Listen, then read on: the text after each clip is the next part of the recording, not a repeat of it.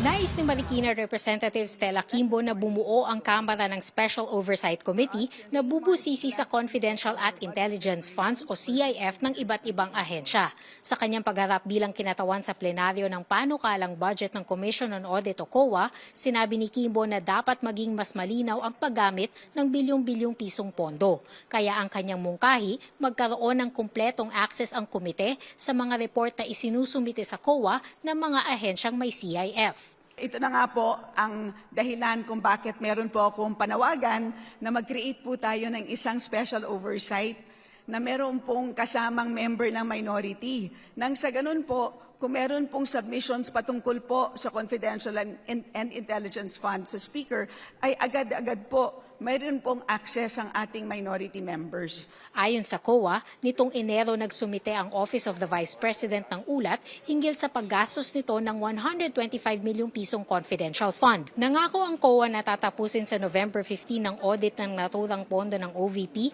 na nagastos ng wala pang 2 linggo. Tinanong ko po ang COA at tinignan ko po ang mga iba't ibang mga reports,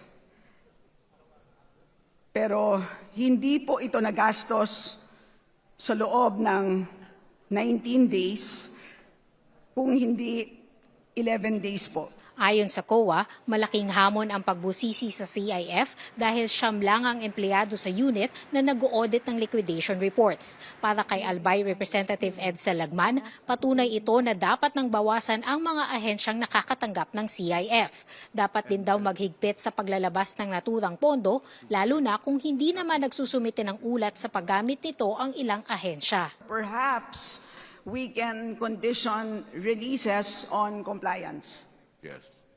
Without prior compliance, then there will be no subsequent releases. Bumuo na ang COA ng Technical Working Group para baguhin ang Joint Circular ukol sa CIF. Ilan sa kanilang panukalang amyenda ang pagtatakda ng karagdagang dokumento para patunayang tama ang paggastos. Dagdag ni Quimbo, dapat salain ang mga ahensyang nakakatanggap ng confidential fund o pinaglilipatan nito. There should be a reportorial requirement for any transfers of confidential funds as well as intelligence funds. I believe that this may be happening at the moment, but these are not reported to Congress. Sa kabila ng mungkahi ng Office of the Ombudsman na itigil na ang pagsasapubliko ng audit reports, nanindigan ng COA na dapat ituloy ang pagpapalabas ng naturang ulat sa website nito. Cian Arcangel, CNN Philippines.